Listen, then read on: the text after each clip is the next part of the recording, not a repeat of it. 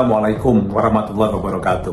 Presiden Jokowi belakangan ini mengatakan bahwa beliau akan kampanye karena memang regulasi atau undang-undangnya itu memperbolehkan. Undang-Undang nomor 7 tahun 2017 itu membolehkan kampanye. Betul bahwa regulasi membolehkan. Tapi bagaimana dengan etika?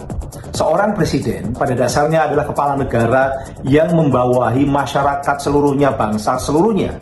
Dan di dalam masyarakat yang demokratis memunculkan pengelompokan termasuk ketika pilpres seperti ini ada 3 calon presiden dan calon wakil presiden.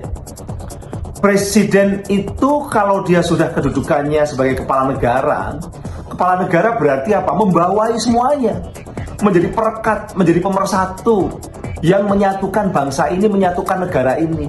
Kalau ada konflik di antara anggota masyarakat atau kelompok masyarakat yang ada di bangsa ini, negara dan kepala negara lah yang menyatukan, yang mengintegrasikan, yang menyelesaikan. Makanya di situ kenapa negara itu perlu adil terhadap rakyatnya. Pemilu juga perlu ada adil dan kejujuran. Bagaimana bisa dikatakan adil ketika seorang kepala negara hanya mendukung satu pasangan calon, padahal ada 2 yang lain, karena ada 3. Berarti ada kelompok masyarakat yang diuntungkan dan ada kelompok masyarakat yang disisihkan atau tidak diperhatikan, tidak didukung. Apakah itu adil? Ini yang namanya etika.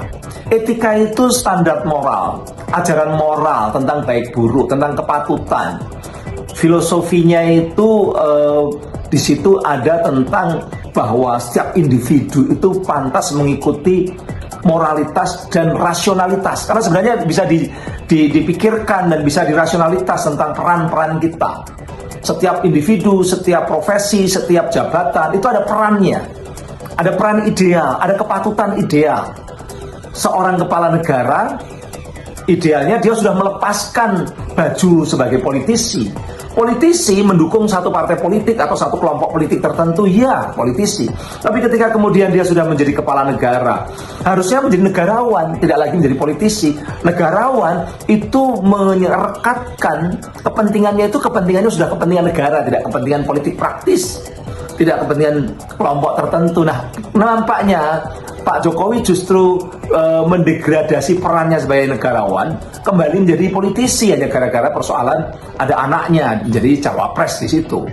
Ini problema utama, mendegradasikan dirinya dari seorang negarawan yang harusnya netral, menjadi perekat dari seluruh bangsa, lalu hanya condong kepada satu kelompok tertentu atau kekuatan tertentu. Secara hukum tidak melanggar, tetapi secara moral, secara etika melanggar. Persis seperti kalau katakanlah saya seorang guru. Kalau seorang guru itu pergi dugem malam hari ke nightclub, tidak melanggar hukum, tetapi melanggar kepatutan, melanggar etika. Tidak pantas seorang pendidik yang sudah senior gitu ya, sudah tua katakanlah begitu, masih kelayapan dugem misalnya. Nah, inilah yang dilakukan Pak Jokowi.